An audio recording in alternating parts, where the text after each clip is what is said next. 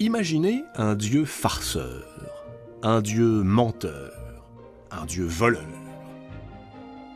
Un sacripant qui pratique l'insolence comme une vertu. Un dieu qui écoute aux portes et raconte des histoires à dormir debout. Imaginez un dieu rapide, agile, qui guide les voyageurs le long des chemins, indique aux marchands la bonne affaire, retrouve ce que l'on a perdu, mais escamote ce que l'on possède. Ce dieu, c'est Hermès.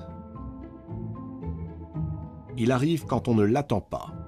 Il disparaît alors qu'on le croyait là. Hermès, c'est le dernier-né des amours de Zeus. Sa mère, Maïa, est une déesse glorieuse. Maïa est l'une des 7 Pléiades, les filles du géant Atlas, connues pour leur beauté.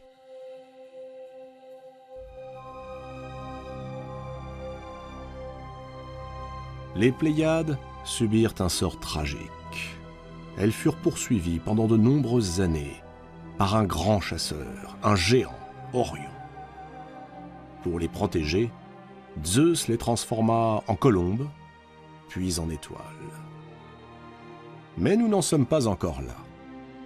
Pour l'heure, Maïa, l'une des Pléiades, s'est réfugiée au sud de l'Arcadie, loin des regards d'Héra, l'épouse légitime de Zeus. Et c'est là-bas, dans une caverne du mont Silène, qu'Hermès voit le jour.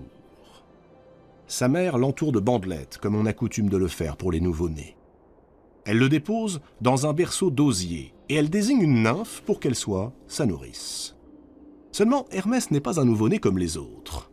D'une précocité incroyable, il sait déjà parler et marcher.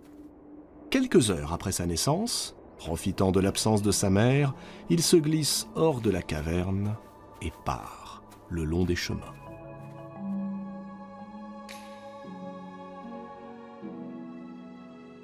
Le voilà qui arrive en Thessalie, à l'endroit même où Apollon, son frère aîné, est chargé de garder un magnifique troupeau, propriété du roi Admète.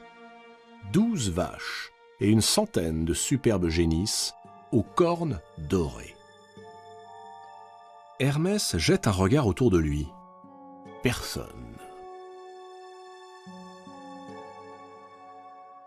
Apollon, comme à son habitude, est sans doute occupé à séduire les belles mortelles, à moins qu'il ne soit allé faire sa cour à Hyménaïos, un beau jeune homme qui, depuis quelque temps, occupe toutes ses pensées. L'occasion est trop belle. Le larcin est facile. Plus compliqué est de ne laisser aucun indice. Alors, pour que rien ne le trahisse, Hermès masque ses pas en enveloppant ses pieds dans des feuillages.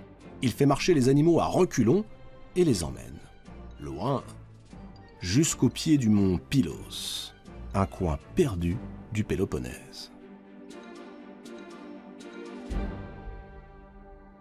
L'endroit semble désert. Hermès fait halte. Il s'assure que nul ne le surprendra, puis, sans doute parce que l'on n'est jamais trop prudent, pour s'assurer du soutien des dieux, il sacrifie 2 bêtes. Il les découpe en 12 parts, brûle leurs carcasses, cache le troupeau derrière une colline et repart tout heureux vers sa caverne.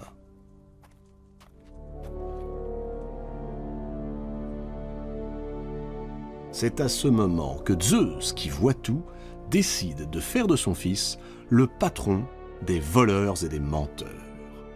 À croire que c'était la seule attribution qui restait sur l'Olympe, celle dont personne ne voulait et que l'on réservait aux petits derniers de la famille.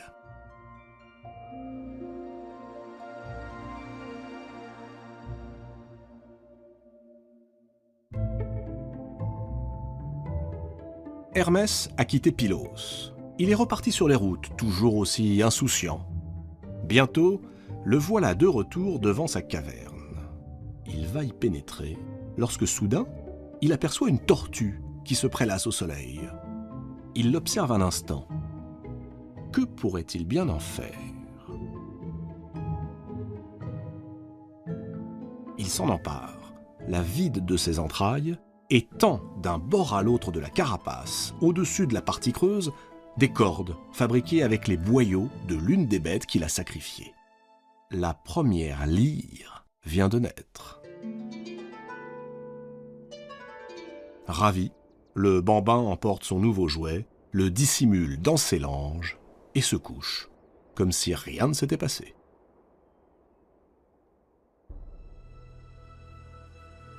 Mais là-bas, en Thessalie, Apollon n'a pas tardé à s'apercevoir de la disparition de son troupeau.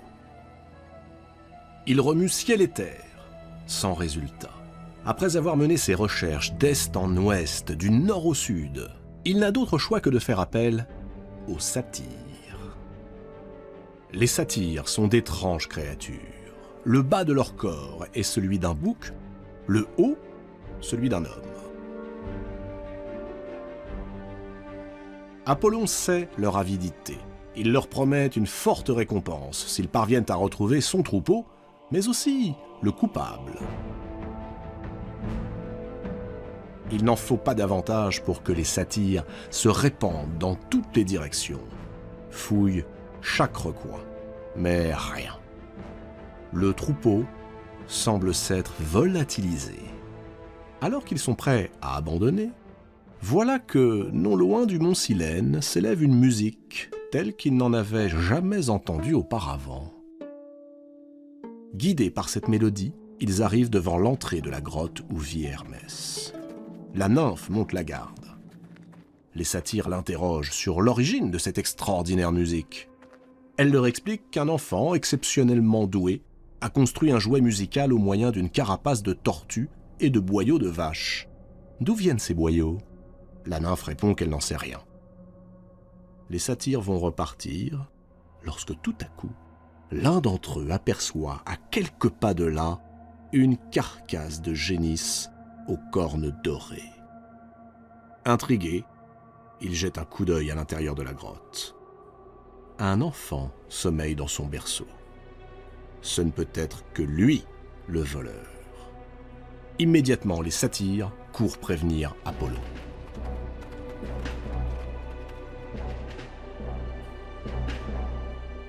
Ce dernier est abasourdi. Il sait qui vit dans cette caverne.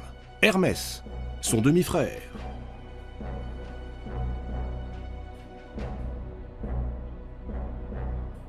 Maîtrisant mal sa colère, Apollon se précipite et exige de Maïa que son schnappant de fils lui indique où il a caché son troupeau.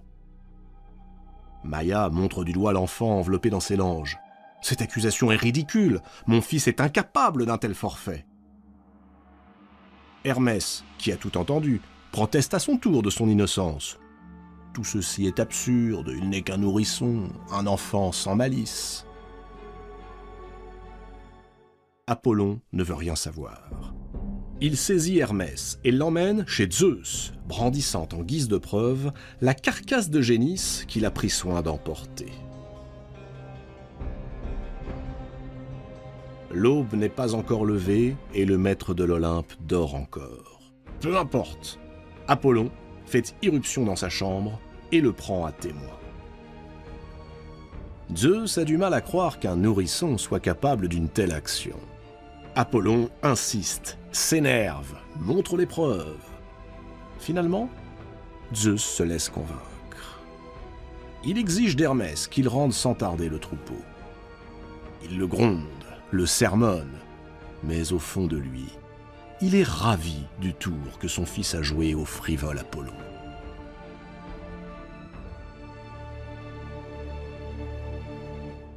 D'accord, dit Hermès, il rendra le troupeau, mais il s'empresse de préciser qu'il manquera 2 vaches, celles qu'il a sacrifiées et découpées en 12 parts égales pour les offrir aux 12 dieux de l'Olympe. 12 dieux, s'étonne Apollon. Mais sur l'Olympe, il n'y en a que 11. Qui est le 12e ? C'est moi, répond Hermès. Apollon manque de s'étouffer. Zeus, lui, a bien du mal à masquer son admiration pour cet enfant qu'il trouve décidément de plus en plus intéressant.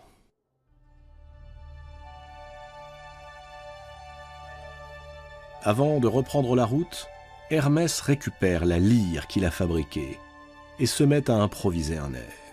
Apollon est saisi. Ce son si nouveau, si harmonieux, l'émeut jusqu'au cœur.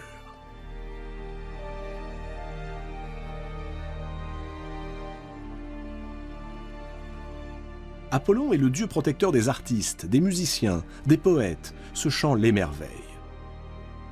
Au point qu'il en oublie bientôt tous ses griefs contre son jeune demi-frère. Et c'est en chantonnant qu'il lui emboîte le pas jusqu'à l'endroit où est caché le troupeau.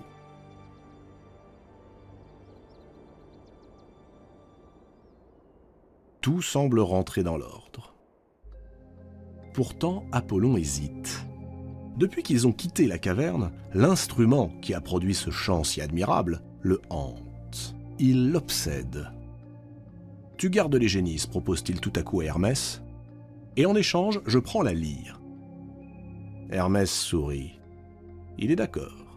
Les deux frères se serrent la main. Désormais, ces deux-là ne se quitteront plus.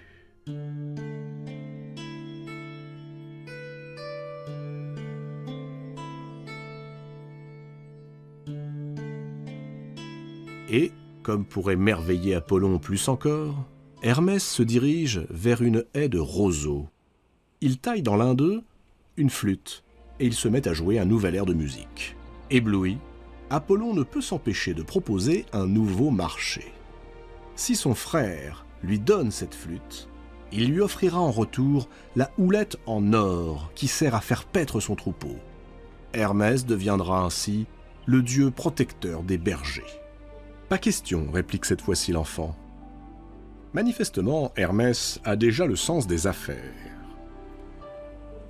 « Ma flûte vaut bien plus qu'une houlette, fût-elle en or. Je n'accepterai qu'à la condition que tu m'apprennes à prédire l'avenir. » « Impossible, proteste Apollon.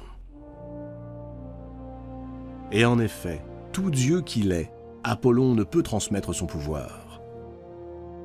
Il lui a été donné par les Tries, ces femmes abeilles qui vivent dans le temple de Delphes. Ce sont elles, et elles seules, qui pourraient éventuellement enseigner à son frère ce don.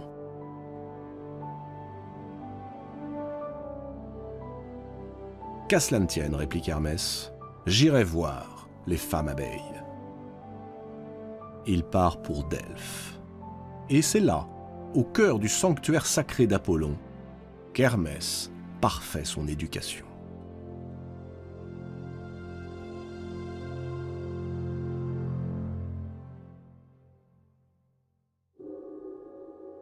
Hermès est devenu un dieu accompli lorsque Zeus le convoque sur l'Olympe.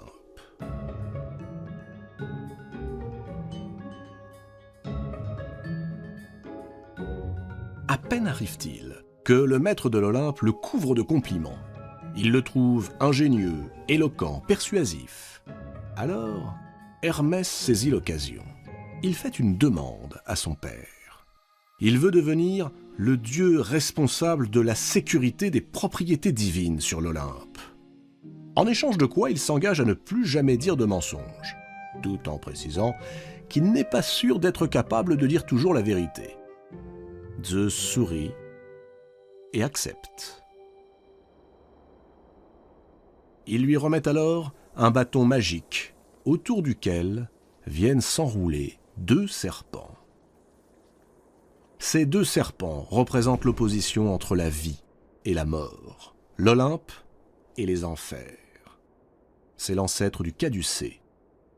Il ajoute ensuite à sa panoplie un chapeau rond, au bord large pour le protéger de la pluie durant ses missions, et des sandales ailées, en or, capables de le transporter avec la rapidité du vent.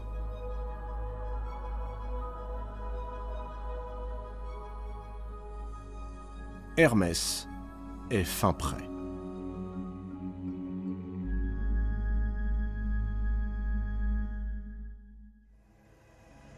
Zeus le nomme agent de liaison entre les dieux et les mortels.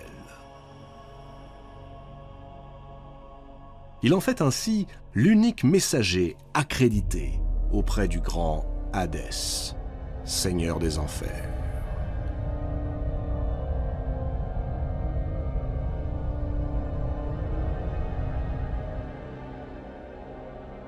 Hermès devient l'accompagnateur des âmes, celui que l'on nomme Hermès Psychopompe. Et contre toute attente, il s'attelle à cette tâche avec un zèle incomparable.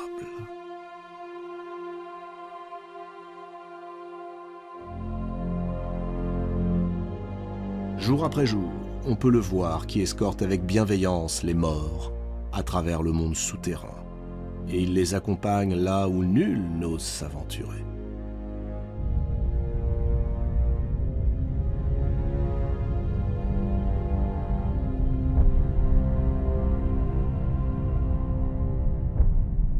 Mais ce n'est pas tout. Le jeune dieu aura également pour fonction de favoriser le commerce et de veiller à la libre circulation des voyageurs sur toutes les routes du monde.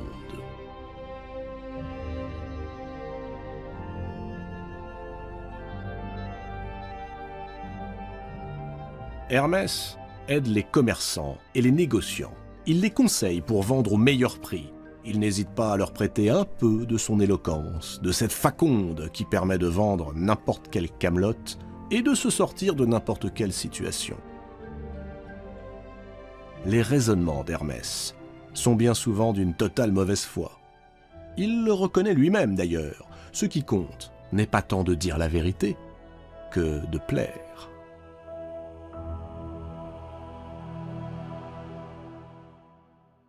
Hermès se met donc à la disposition de Zeus. Que ne ferait-il pas d'ailleurs pour plaire à son père? À de nombreuses reprises, c'est lui qui l'aide à déjouer les pièges de la possessive Héra lorsqu'elle s'acharne sur les maîtresses de son infidèle mari ou bien sur ses nombreux enfants illégitimes.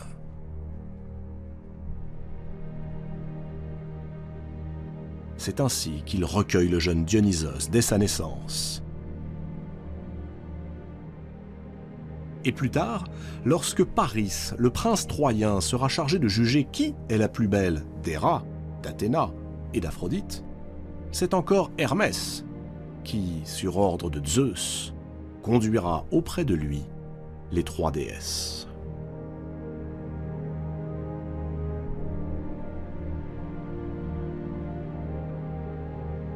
On l'a vu, alors qu'il n'était qu'un nourrisson, Hermès manigançait déjà bien des tours. Or, aujourd'hui, Zeus a le cœur qui bat pour la belle Alcmène, épouse d'Amphitryon. Mais la fidélité d'Alcmène est sa vertu première. Qu'à cela ne tienne, avec la complicité d'Hermès, Zeus prend l'apparence d'Amphitryon. Et tandis qu'il se glisse auprès d'Alcmène, Hermès ordonne au soleil de s'éteindre et de ne pas se lever le lendemain.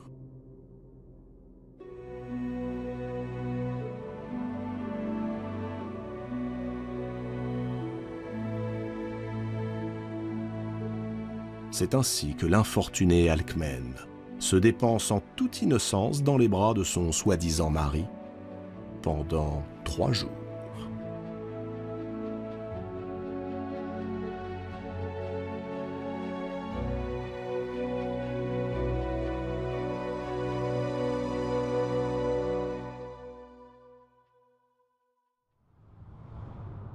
Quelque temps plus tard, Zeus appelle à nouveau son fils à la rescousse. Il a une nouvelle maîtresse, Io.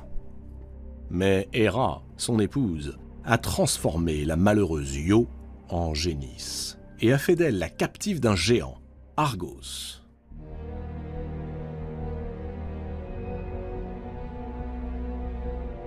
À la demande de Zeus, Hermès se rend auprès du géant. Ce géant n'a pas 2 yeux, mais 100. Jamais à court de stratagèmes, Hermès parvient à l'endormir en lui racontant des histoires sans fin, des histoires à dormir debout. Et une fois assuré que tous les yeux du géant sont clos, il lui tranche la tête.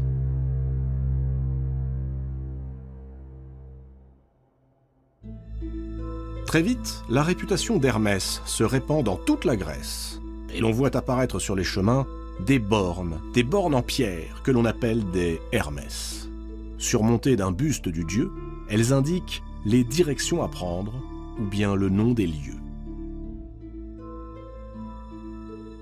Infatigable messager, Hermès se mêle de tout et s'immisce dans tous les domaines.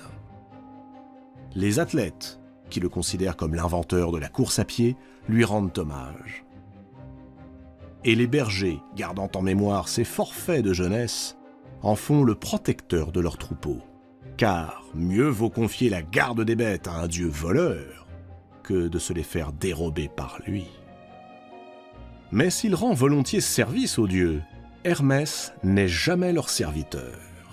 Il est bien trop impertinent, bien trop libre et bien trop joueur pour cela.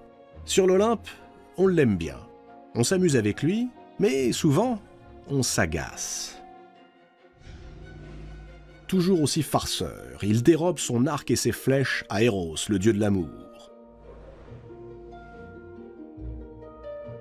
Il subtilise le trident de Poséidon, le sceptre de Zeus, les tenailles d'Héphaïstos et même la ceinture magique d'Aphrodite, la ceinture qui inspire à tous, mortels et immortels, le désir.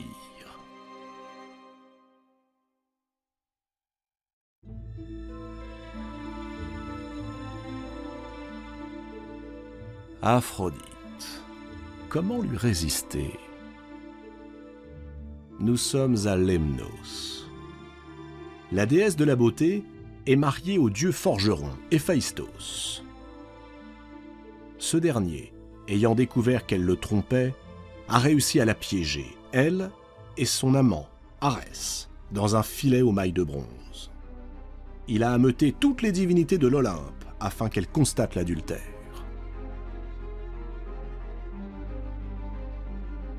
Hermès est présent dans l'assemblée.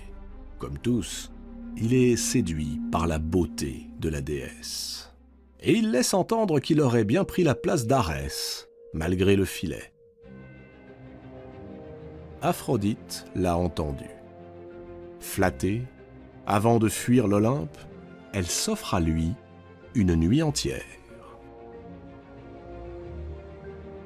Et de leur étreinte, naîtra un être bisexué, mi-homme, mi-femme, Hermaphrodite. Hermaphrodite n'est ni tout à fait un homme, ni tout à fait une femme. Il est les deux à la fois. Hélas, sa nature lui interdira toute forme d'amour réciproque. Plus tard, Hermès séduira la fille de la princesse Dryope, et ensemble, ils auront le dieu Pan. Moitié bouc, moitié homme. Un dieu si laid que sa nourrice s'enfuit en le voyant.